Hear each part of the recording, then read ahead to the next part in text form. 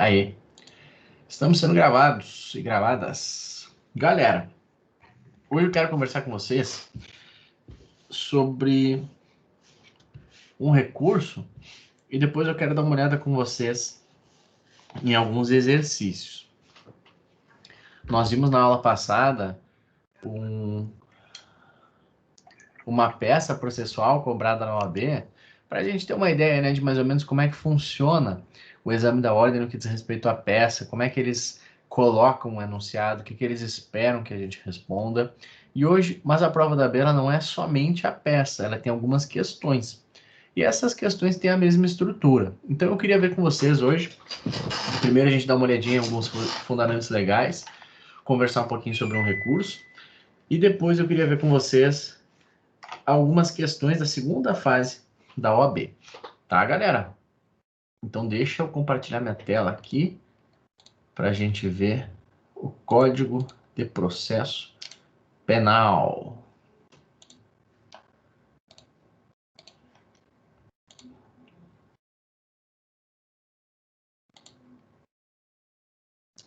Beleza. Olha o recurso que eu quero conversar com vocês. É o recurso de embargos de declaração. Os embargos declaratórios ou embargos de declaração são uma modalidade recursal bem interessante, bem peculiar.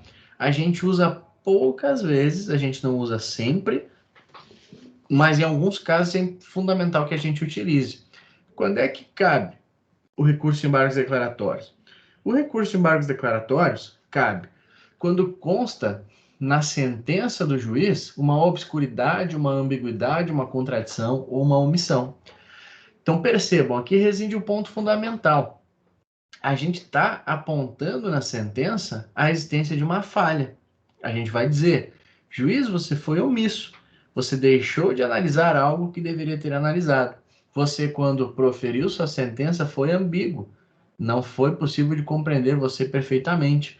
Ou pior ainda, essa sentença está obscura. Ninguém consegue entender o que consta nela. Por que eu estou falando isso? Porque na prática é muito importante que a gente tenha habilidade para manejar o recurso de embargos declaratórios para evitar qualquer espécie de constrangimento ou qualquer espécie de ofensa ao juiz. Não adianta a gente querer dizer que a sentença do cara tá ruim, tá horrível, tá obscura, ambígua, tá tudo. Ninguém consegue entender nada dessa porcaria que você fez. Por quê? Quem vai julgar os embargos declaratórios vai ser o próprio órgão que proferiu a decisão. Então eu estou apontando uma falha na decisão dele e quem vai avaliar se existiu ou não uma falha na decisão dele é ele mesmo. Por isso é fundamental que eu tenha muito cuidado, que eu tenha muita perspicácia e muita serenidade quando eu for manejar embargos declaratórios. Por outro lado, eu preciso, em algumas hipóteses, eu não posso deixar, em algumas hipóteses, de apresentar esse recurso. Especialmente se eu quero fazer o quê, galera? Eu quero pré-questionar uma matéria. O que é pré-questionar? Quando eu for querer subir um recurso para os tribunais superiores, eu preciso cumprir um requisito de admissibilidade dos recursos que se chama pré-questionamento. O que é o pré-questionamento? Pré-questionamento é a matéria que eu estou alegando no recurso já ter sido decidida em sede, já ter sido debatida, melhor dizendo, nas instâncias ordinárias. Então, por exemplo, se eu quero discutir o artigo 41 do Código de Processo Penal, dizendo que a denúncia é uma denúncia inepta, eu preciso fazer com que nos acordos e nas sentenças das instâncias inferiores haja uma efetiva discussão, um efetivo debate. Preferencialmente, eu preciso fazer com que conste na decisão o artigo 41. Aí vai estar satisfeito o pré-questionamento. Tá, o que os embargos declaratórios têm a ver com isso? Os embargos declaratórios têm a ver com o fato de que, se eu arguo nos meus memoriais ou na minha apelação a inépcia da denúncia e o juiz não examina, o tribunal não examina, eu vou precisar aí embargar para que eles se manifestem sobre esse ponto, porque eu vou querer fazer subir um recurso para os tribunais superiores, tá? Vamos dar uma olhadinha aqui no artigo 382, que é o artigo que define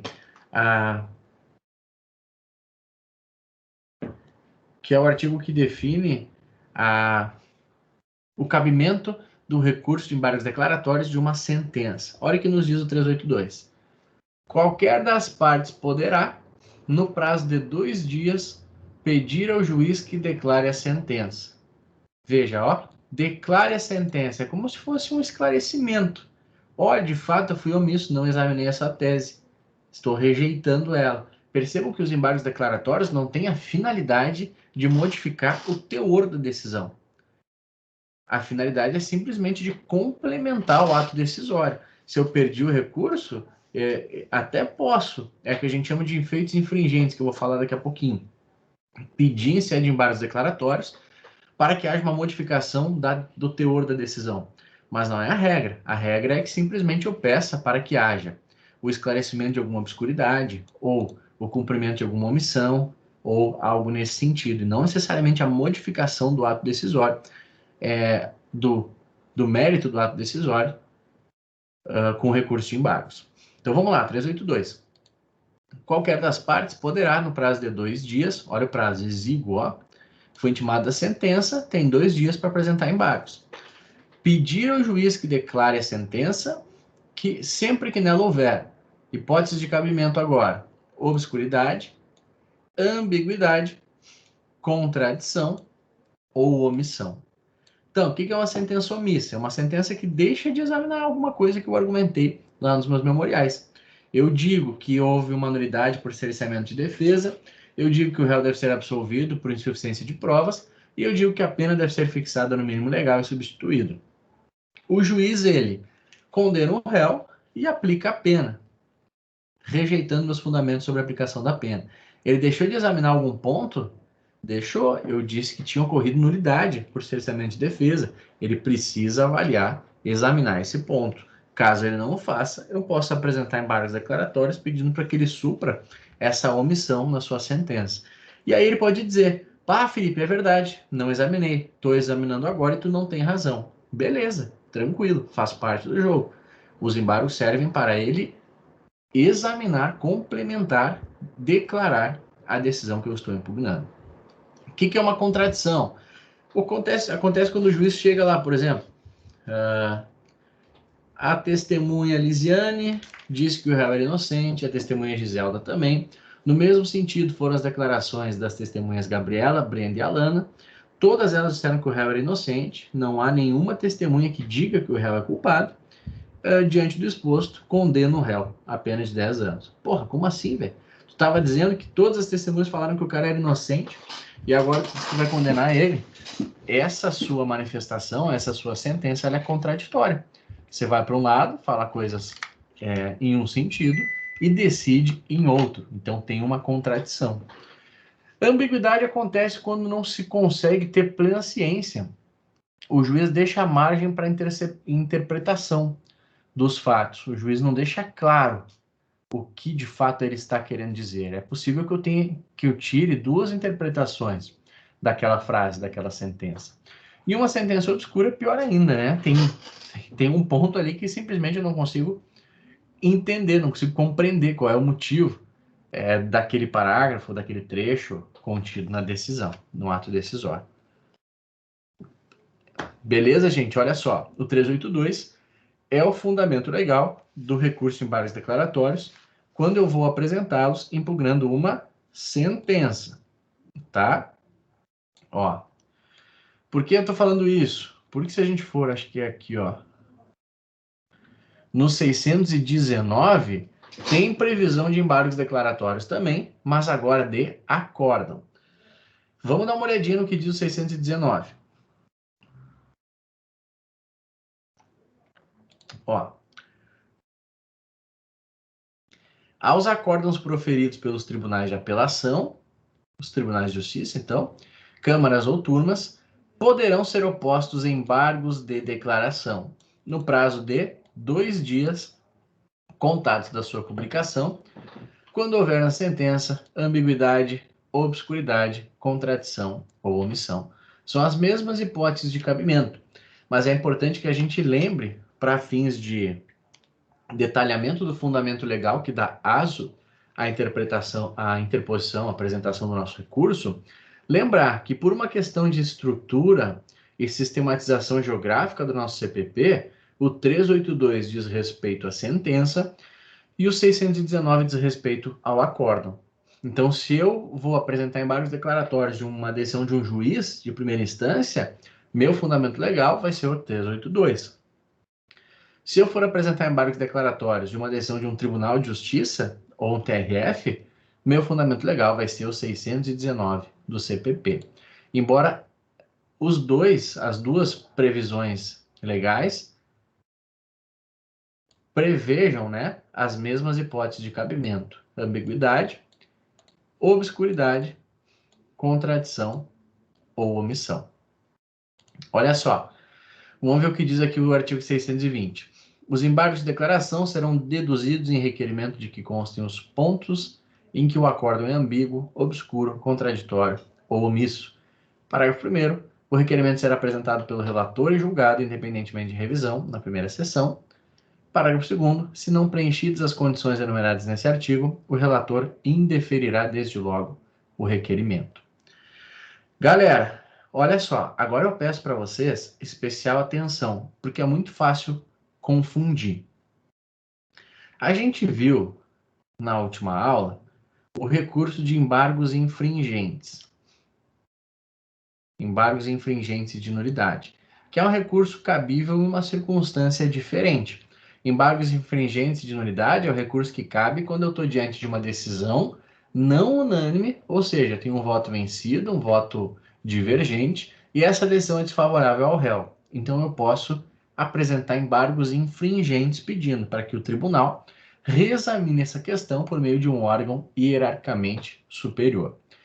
Agora, nos embargos declaratórios, é possível que eu peça a concessão de efeitos infringentes. Então, anotem aí que isso é importante.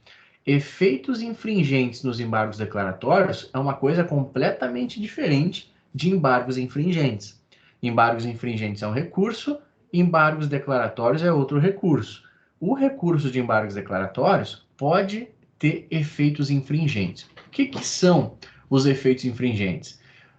Ao recurso de embargos declaratórios é concedido efeito infringente quando o erro na sentença ou no acórdão for tão grave que faz com que o mérito da decisão precise ser modificado.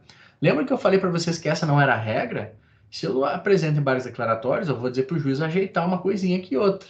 Mas pode ser que o juiz tenha errado tanto, ou pode ser que ele tenha esquecido alguma coisa tão importante, que vai ser necessária a modificação da decisão. A modificação da decisão é feita por meio da concessão de efeitos infringentes aos embargos declaratórios.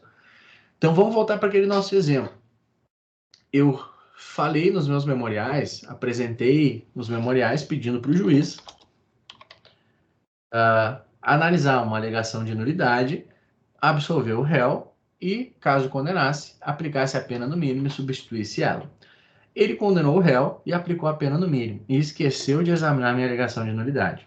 Eu apresentei embargos declaratórios dizendo que havia uma omissão na sentença dele. Ele pode receber os meus embargos, olhar os embargos declaratórios e entender que de fato houve uma omissão e entender que a minha nulidade era uma nulidade que merecia ser acolhida. Então ele, puta, como é que eu não vi esse negócio? O Felipe falou um troço que é importante aqui. De fato, esse processo tem uma nulidade. Me passei, não devia ter acontecido isso. Eu vou ter que acolher os embargos declaratórios e conceder a eles efeitos infringentes para reconhecer a nulidade e anular o processo. Poderia ser para absolver também. Lembra naquele caso de contradição? Olha, estou acolhendo os embargos declaratórios e concedendo efeitos infringentes para absolver o réu e mandar expedir alvará de soltura. Efeitos infringentes nos embargos declaratórios, então, é quando o juiz modifica o teor da decisão. Por que eu estou dizendo para vocês prestarem uma especial atenção aqui? Porque quem não sabe disso, e se eu pergunto na prova, o que são efeitos infringentes? nos embargos? Muita gente vai responder. Agora com a internet fica mais fácil, mas prova presencial, quando a gente não tem a oportunidade de pesquisar num concurso, alguma coisa, muita gente vai responder que os efeitos infringentes são, na verdade, os embargos infringentes. Confundem o 382 e o 619 com o parágrafo único do 609. Por quê? Porque se eu botar aqui, ó, infringentes, a única menção que vai aparecer sobre essa palavra vai ser o recurso em embargos infringentes. Então você vai quebrar a cabeça procurando no CPP onde que está escrito efeitos infringentes nos embargos declaratórios e não vai lembrar. Aí você vai ver embargos mais infringentes e vai achar que essa é a resposta correta. Mas não é. Não confundam que são coisas bem diferentes, tá? Olha só. Na concessão de efeitos infringentes, nos embargos declaratórios, a gente viu que o juiz ou o tribunal modifica o teor da decisão. É importante a gente saber que quem vai julgar o recurso de embargos vai ser o próprio órgão que proferiu a decisão. É um recurso de cognição horizontal, ou seja, não é de cognição vertical. Se eu tenho uma sentença e eu apelo da sentença, quem vai julgar vai ser o Tribunal de Justiça. Nos embargos, se eu tenho uma sentença e eu apresento embargos da minha sentença, vai ser o próprio juiz que vai julgar os embargos, ou o tribunal. E o que que acontece? O que que pode acontecer? Vamos pensar juntos aqui, ó. Eu apresento embargos declaratórios pedindo a concessão de efeitos infringentes. O cara foi absolvido, ou melhor, o cara foi condenado. Eu apresento embargos declaratórios dizendo que a sentença foi omissa ou que a sentença foi obscura porque não examinou uma prova lá e tal. E aí eu peço efeitos infringentes. O tribunal ou o juiz recebe esses embargos e dá vista para a parte contrária. Isso é uma coisa boa ou uma coisa ruim? Para quem apresentou os embargos, é uma coisa muito boa. Por quê? É um indicativo de que o magistrado está tendente a mudar a decisão. Se ele não fosse mudar a decisão, ele só ia desacolher os embargos. Mas aí ele pegou, viu os embargos e pensou, putz, acho que eu vou precisar mudar essa decisão. E aí ele não vai fazer isso sem ouvir a parte contrária para não dar possibilidade, não dar margem para nulidade. Então, ó, se você apresentar embargos declaratórios e o juiz der vista para a parte contrária, é um indicativo valioso, é um indicativo bom, é um indicativo de que você pode ter êxito nos seus embargos declaratórios. Galera, alguma dúvida até aqui? Não tem muito mistério, tá?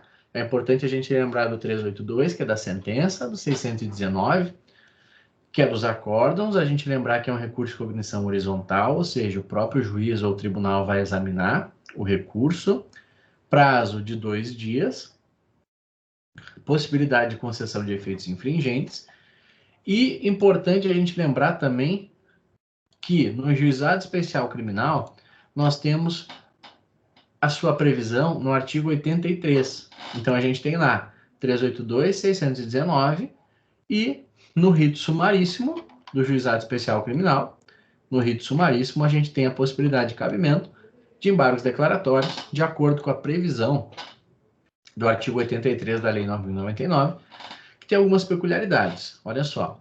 Cabem embargos de declaração quando, em sentença ou acórdão, houver obscuridade, contradição ou omissão. Tá faltando alguma coisa aqui? Tá faltando a ambiguidade. Se nos perguntar, então, numa questão objetiva, se nos juizados especiais criminais é cabível recurso em embargos declaratórios quando na sentença ou acórdão houver obscuridade, contradição, omissão ou ambiguidade, certo ou errado? Errado, porque a ambiguidade em que pese conste no 619 e no 382 não consta no 83 da Lei 9.099, tá? Primeira advertência importante aqui. Segundo, prazo, nós vimos que em regra é 2 dias, mas olha o que nos diz aqui o parágrafo 1º do artigo 83. Os embargos de declaração serão opostos por escrito ou oralmente, então no GCRIM se admite oposição oral nos embargos declaratórios, no prazo de 5 dias. O prazo é mais extenso, não é 2, agora é 5 dias contados da ciência da decisão. Parágrafo 2º. Os embargos de declaração interrompem o prazo para a interposição do recurso. E o parágrafo 3º. Os erros materiais podem ser corrigidos de ofício. Galera, em regra, tanto no juizado especial quanto no procedimento ordinário, sumário, enfim, se admite a correção de erros materiais de ofício. O que é um erro material? Alguém tem ideia? Alguém lembra o que pode ser um erro material?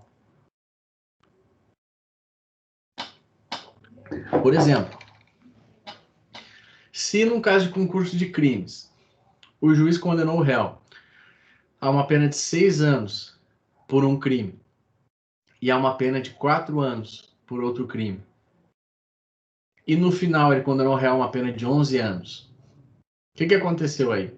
Ele errou na soma. Ele condenou a 4 e depois condenou a 6, depois condenou a 4. Ele condenou no tal uma pena de 10 anos. Ele cometeu um erro material quando ele somou as penas. É um equívoco, é um detalhe. Os erros materiais podem ser corrigidos de ofício. Então vamos imaginar que o juiz profira a sentença, depois ele veja lá, puta, errei a soma. 6 mais 4 não é 11, é 10. Ele pode corrigir? Pode. Não precisa de embargo de declaração para isso. Ele pode arrumar, se for um erro material, a sentença dele, de ofício. Isso, se eu não me engano, aconteceu num caso famoso, acho que foi no caso Bernardo. Houve lá a dosimetria da pena, fato extremamente complexo, e o juiz cometeu um pequeno deslize ali, acho que era na soma das penas, e em seguida ele corrigiu. Não tem problema. Galera, alguma dúvida até agora? Tudo em ordem? Não. Beleza. Oi, Brenda, querida. Não, nenhuma dúvida. Opa, só um pouquinho aqui. Tá, beleza. Essa minha caixinha, ela desliga bem louca. Tá. Que bom. Show. Então, olha só. Vamos dar uma olhadinha agora. Aqui, ó. A gente olhou. Se der tempo, a gente olha a peça também, mas não é minha intenção hoje não é ver a peça com vocês, tá? A minha intenção... na aula passada a gente viu. Isso aqui é como a OAB nos cobra a peça prático profissional. Eles dão um enunciado e aí no final eles pedem para a gente resolver essa peça, para a gente apresentar o recurso adequado, alegando todas as teses, arguindo todas as teses defensivas.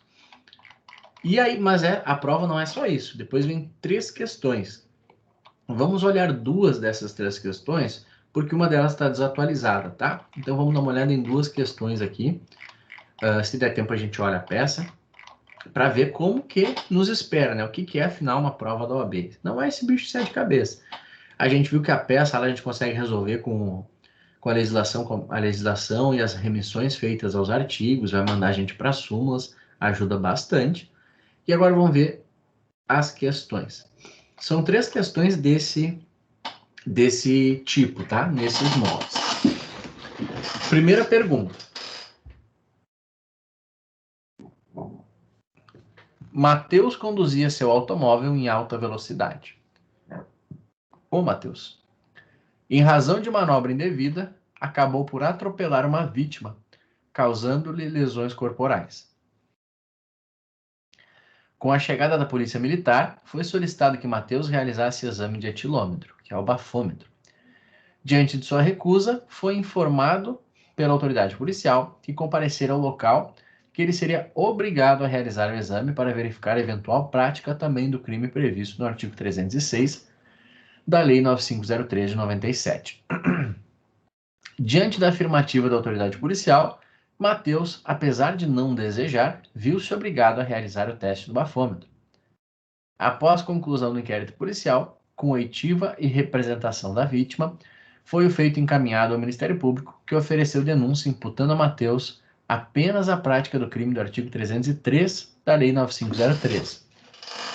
303 é lesão corporal culposa na direção de veículo automotor. 306 é embriaguez ao volante. Prosseguindo as investigações com relação ao crime do artigo 306 do mesmo diploma legal. Ainda na exordial acusatória, foi requerida a decretação da prisão preventiva de Mateus pelo risco de reiteração delitiva, tendo em vista que ele seria reincidente específico, já que a única anotação constante de sua folha de antecedentes criminais para além do presente processo, seria a condenação definitiva pela prática de outro crime de lesão corporal culposa, praticada na direção de veículo automotor. No recebimento da denúncia, o juiz competente decretou a prisão preventiva. Considerando as informações narradas, na condição de advogado de Matheus, respondo aos itens a seguir. Pessoal, o que assim, estão ventilando de matéria até agora? Primeiro estão ventilando aqui princípios. Por quê?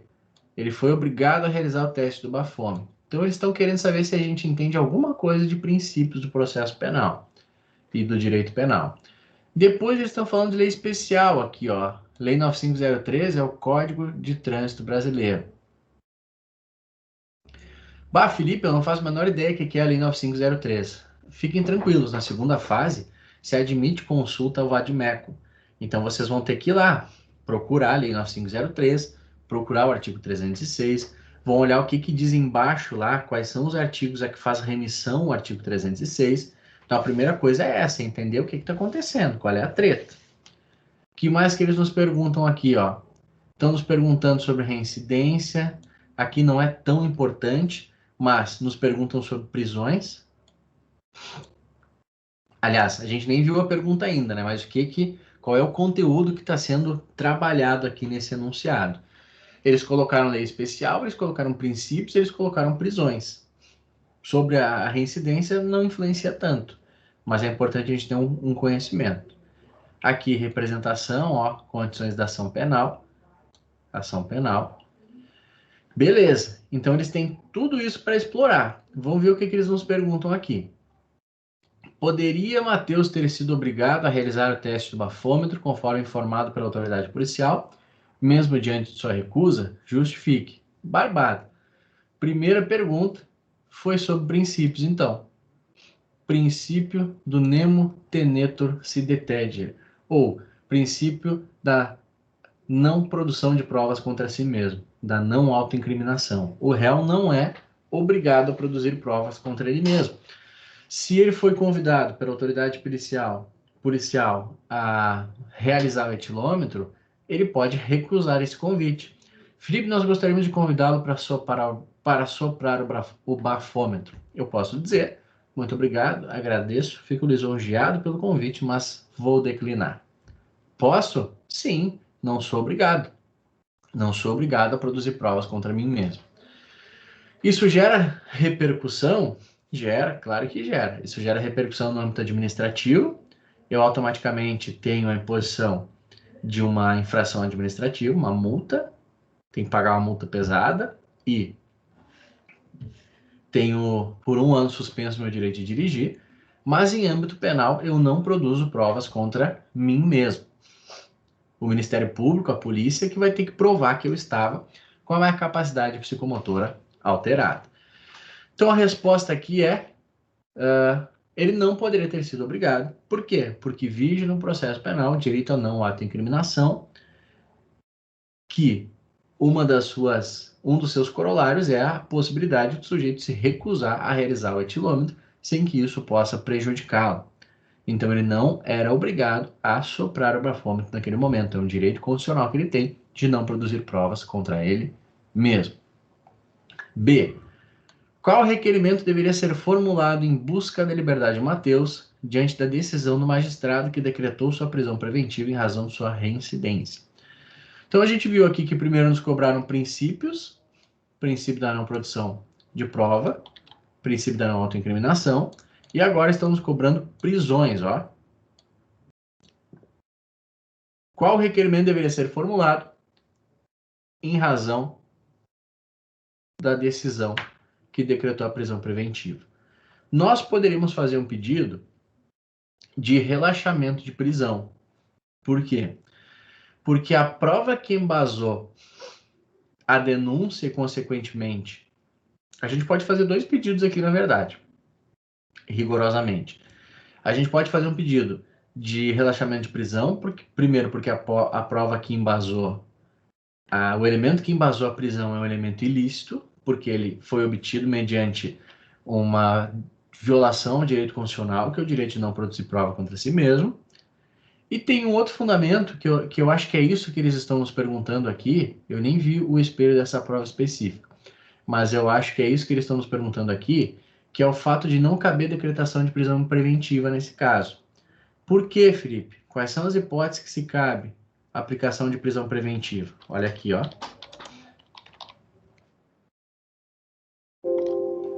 Por quê?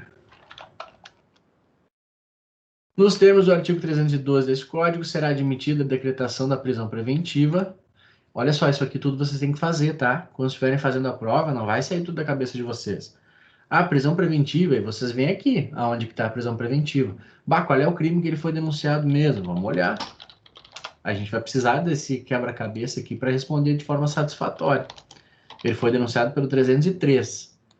Praticar lesão corporal culposa na direção de veículo automotor. Essa é uma informação extremamente relevante. Eu tenho certeza que é isso que eles querem ouvir. Quer ver?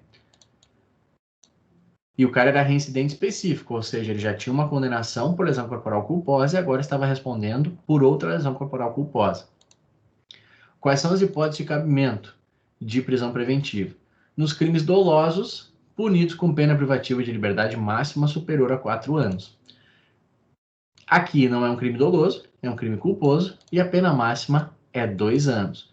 Portanto, não cabe preventiva com base no inciso 1º. Segundo, se tiver sido condenado por outro crime doloso, em sentença transitada em julgado, ressalvado a depuração da reincidência. Foi esse fundamento que o juiz utilizou para prender. Ó, o juiz competente decretou a prisão preventiva. Por que pediram? A exordial acusatória, bababá, foi requerida a decretação da prisão preventiva de Mateus pelo risco de reiteração delitiva, tendo em visto que ele seria reincidente específico. Agora, o que diz o inciso 2º, ó? Se tiver sido condenado por outro crime doloso, em sentença transitada em julgado. Na hipótese, nós temos uma condenação anterior por um crime culposo, e ele responde agora outra infração penal culposa. Então, nós não temos também o fundamento do inciso 2º. Qual é a última possibilidade aqui? Se o crime envolver violência doméstica e familiar contra a mulher, criança, adolescente, idoso, enfermo ou pessoa com deficiência, para garantir a execução das medidas protetivas de urgência. Não temos medida protetiva e nem situação de violência doméstica e familiar. Então, nós não temos autorização para decretar a prisão preventiva. É uma prisão ilegal. Portanto, nós podemos pedir o relaxamento da prisão.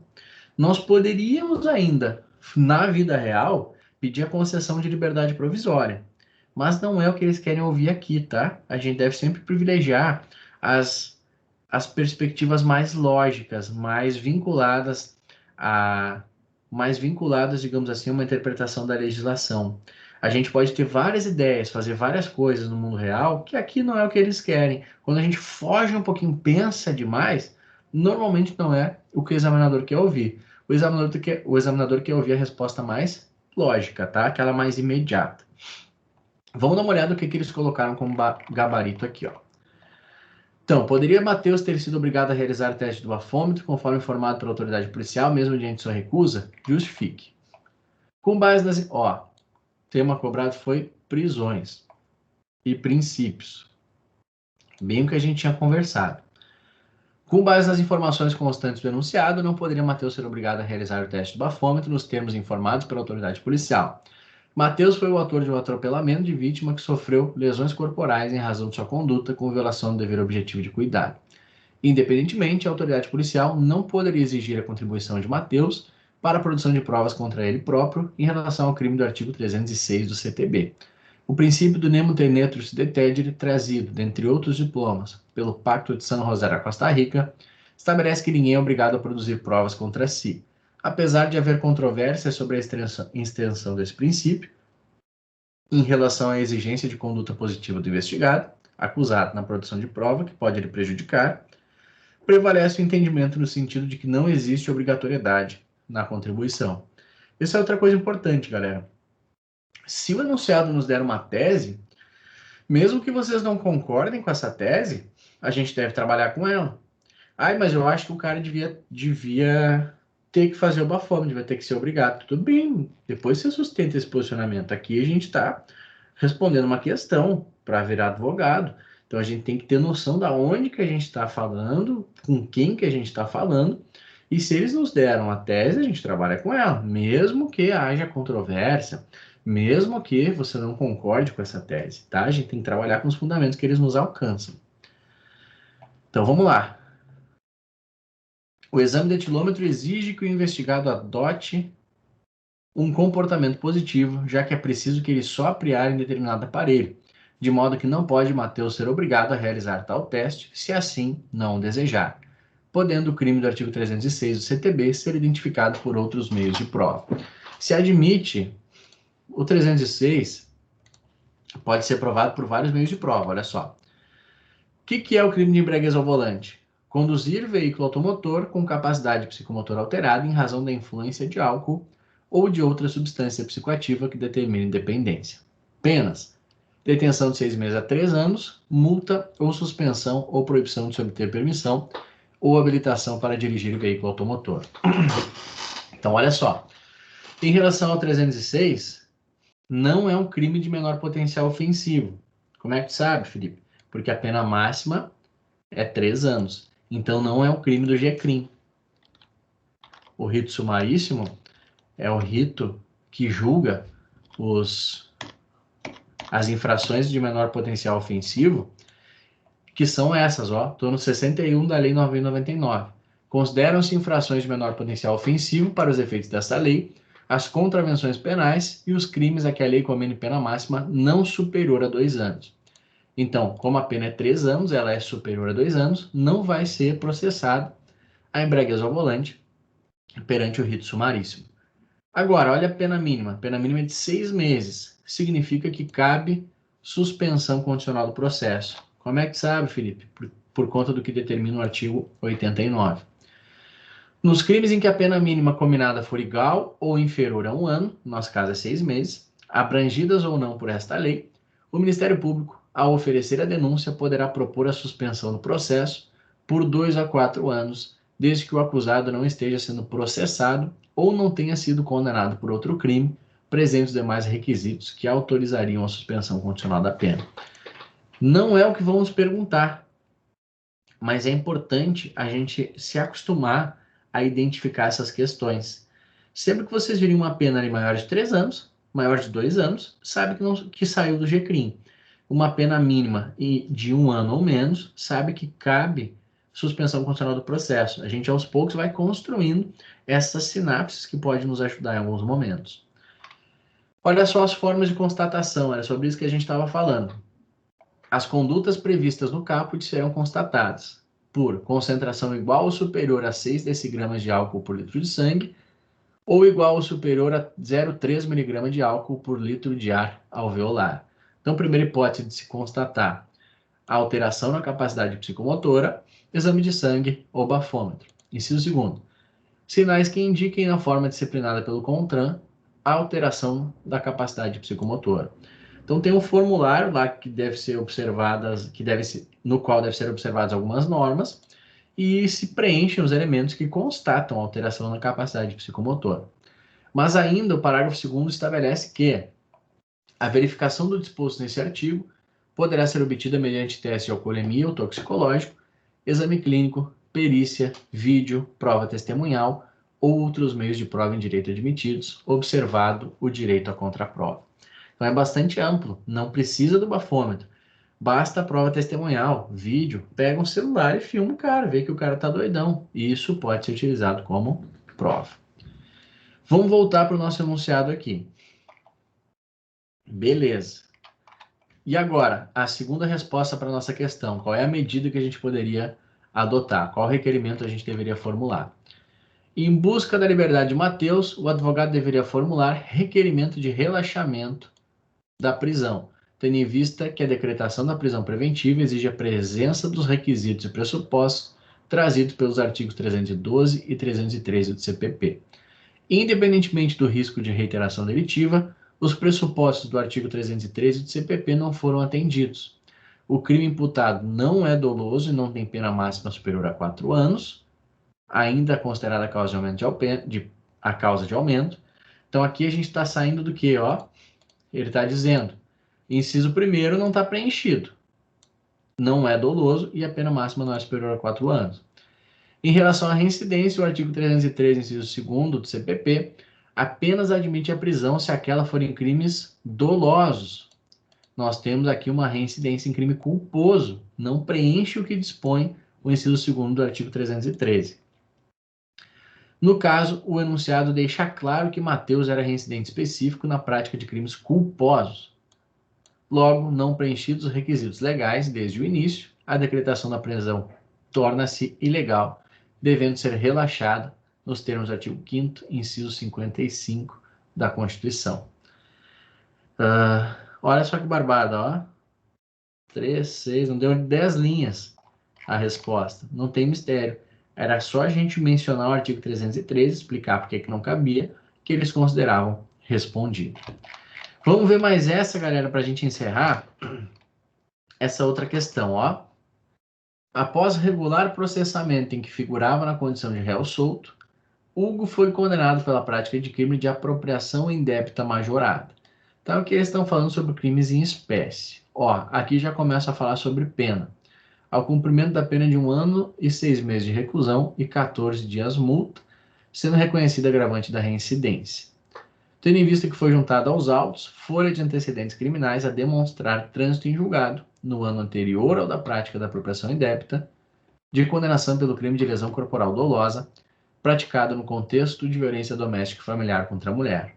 O cara é reincidente de fato. No momento da sentença, considerando a reincidência, o magistrado aplicou o regime inicial fechado de cumprimento de pena. Destacou ainda que, apesar de Hugo estar trabalhando e cuidando de filhos menores, não poderia substituir a pena privativa de liberdade por restritiva de direitos, por expressa vedação legal, no caso de reincidência dolosa. Intimada a sentença, Hugo procura seu advogado para a adoção das medidas cabíveis. Considerando apenas narrada, na condição de advogado de Hugo, responde os questionamentos a seguir. Estamos perguntando aqui, galera, provavelmente vai vir perguntas sobre pena, porque eles mencionam ali crimes em espécie, falam especificamente sobre apropriação indébita no começo, mas depois eles falam só sobre a aplicação da pena e regime carcerário. Então, provavelmente vem pergunta sobre isso. Ó, diante da reincidência, de acordo com a jurisprudência do STJ, existe argumento a ser apresentado em sede de recurso em busca de aplicação de regime inicial mais benéfico de cumprimento de pena? Justifique. Galera, essa questão era muito fácil, você podia não saber nada de aplicação de pena. Mas quer ver como a gente consegue resolver? Olha só, peraí. Vou pegar o Código Penal aqui, ó. Faz tempo que eu não abro ele. Mas o que eu faria para resolver essa questão se eu não soubesse nada? Eu ia lá no índice remissivo. Ó, índice alfabético remissivo do Código Penal. Aí eu ia procurar pena. O que ele vai me dizer? Ó, ele já me diz aqui que eu tenho que ir para os artigos 32 a 95. E aí ele fala, bababá, bababá, concurso de pessoas, aumento de crime, bababá, fala um monte de coisa. Detenção, multa, limites. Ele dá todas as possibilidades aqui e diz quais os artigos, pelo que vocês não enxergam aqui, mas eu vou ficar em um de vocês. Ele explica onde que está cada coisa. E aí, com calma, aqui, ó, regime semiaberto. Regime aberto, ele fixou no regime fechado. Manda aí para o artigo 34. Aí, o que eu faria? Eu iria lá para o artigo que ele mandou aí. Ele disse que era para a gente ir para o 32. O 32 já está aqui, já começa a falar sobre as penas.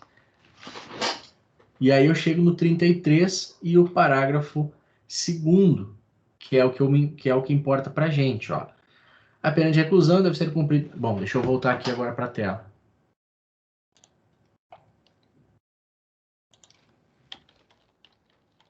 Então ele nos mandou para o artigo 32. Se eu tivesse calma para examinar o artigo 32, eu com certeza ia chegar aqui, ó.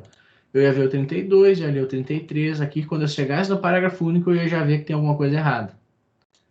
As penas privativas de liberdade deverão ser executadas em forma progressiva, segundo o mérito do condenado, observando os seguintes critérios e ressalvadas as hipóteses de transferência a regime mais gravoso. A. Condenado a pena superior a 8 anos, deverá começar no regime fechado. A pena do cara ficou em 1 ano e 8 meses, 1 ano e 6 meses. Só que ele é reincidente específico, tá? A gente precisa observar, primeiro tem que ler isso aqui para depois entender o que a gente vai argumentar. O condenado não reincidente, cuja pena superior a 4 anos, não exceda a 8, poderá cumprir no semiaberto. Então, 4 a 8, semiaberto, só que o nosso cara é reincidente.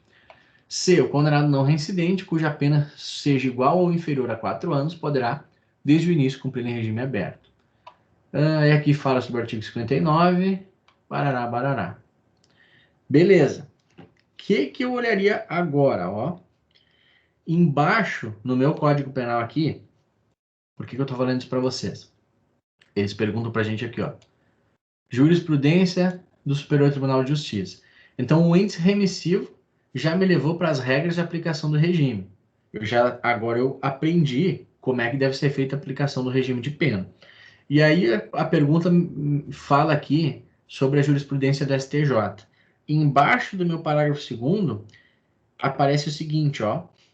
Vide súmulas 269 e 440 do STJ. Esse seria o meu próximo passo. O que dizem essas súmulas aqui, ó? 269 e 440 do STJ. Onde é que fica as súmulas, meu Deus do céu? Faz tempo que eu não abro isso. Achei. STF, STF, estou indo no STF. Eu quero saber o que penso do STJ. Súmulas vinculantes. Cheguei. 269. É a primeira que o Código Penal manda eu ler. Olha só. É admissível a adoção de regime prisional semiaberto aos reincidentes condenados a pena igual ou inferior a 4 anos, se favoráveis às circunstâncias judiciais. Vamos de novo. Não, deixa eu abrir ela para vocês aqui, ó.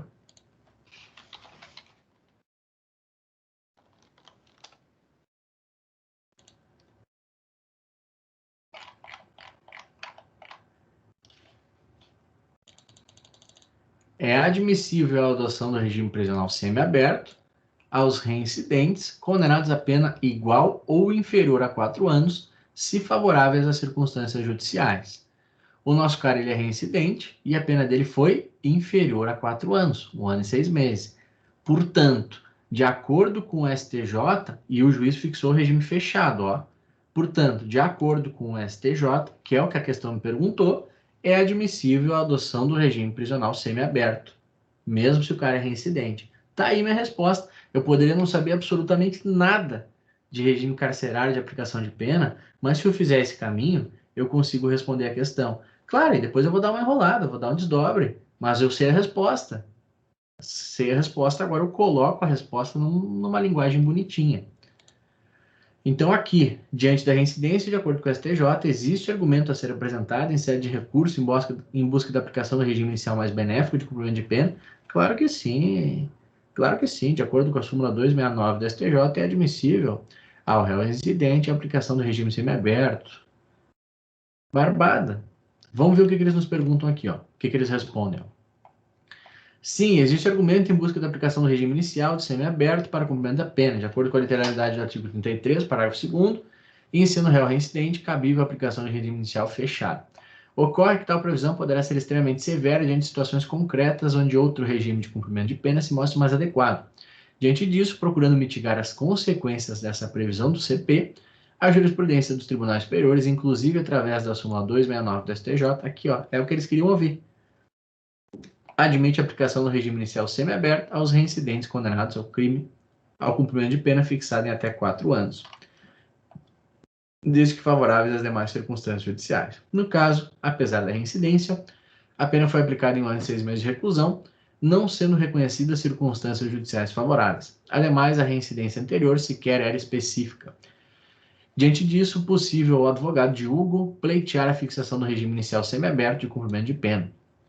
A mera indicação do candidato de que, com base na pena imposta, o regime inicial adequado seria aberto, não é suficiente para atribuição de pontos. Então, beleza. Essa aqui foi tranquilo. Qual é a próxima pergunta que nos fazem? É possível, em sede de recurso, buscar a substituição da pena privativa de liberdade por restritivas de direito? Justifique. Assim, ó, essa tese é tese consolidada. Com certeza o tribunal acolheria. Essa é um pouco mais difícil. Essa aqui a gente ia pedir, mas não ia ter certeza se ia ganhar. Mas a gente poderia pedir? Poderia. Olha só. Bom, olha o que eles querem saber. Substituição de pena privativa de liberdade por restritiva de direito. Não vou fazer aquele caminho todo, tá? Porque a gente só para a gente cortar tempo. Mas vocês também conseguiriam resolver essa questão fazendo aquele caminho. Ia lá para o índice remissivo, substituição da pena. O índice remissivo ia mandar vocês para o artigo 44. Vocês iam ler o artigo 44 e iam chegar no parágrafo 3º.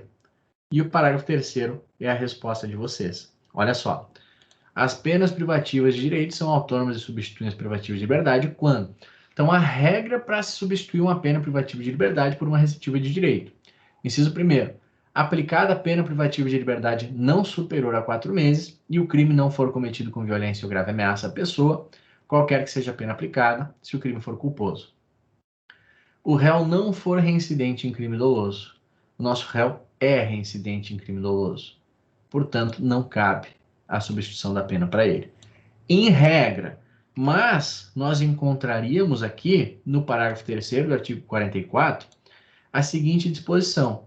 Se o condenado for reincidente, é o nosso caso, o juiz poderá aplicar a substituição desde que, em face de condenação anterior, a medida seja socialmente recomendável e a reincidência não se tenha operado em virtude da prática do mesmo crime. Então, esse seria o nosso argumento. Ah, Felipe, mas eu acho que não ia ganhar. Eu também acho que não, mas a gente tem que fazer a nossa parte. O parágrafo 3º diz que é possível, o cara não é reincidente específico, a pena dele é baixa, a reincidência dele não é por um crime, não é por um crime gravíssimo, não é um latrocínio aqui, um estupro, então é possível que dê certo. Então, qual é a pergunta? É possível, em sede de recurso, buscar a substituição da pena? Sim, é possível, com base no artigo 44, parágrafo 3º do Código Penal, tendo em vista que as circunstâncias judiciais não são desfavoráveis, tendo em vista que a reincidência não é específica, tendo em vista que, enfim, aí a gente ia fundamentar. Qual é a resposta aqui que eles deram para a gente? Sim, é possível o advogado buscar a substituição da pena privativa de liberdade por restritiva de direito.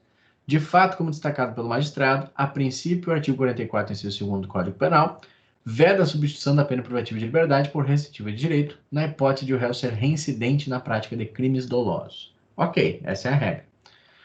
Não há dúvida de que Hugo era reincidente, já que possui a condenação pela prática de crime doloso anterior, com trânsito em julgado, sendo o crime de apropriação indébita praticado posteriormente.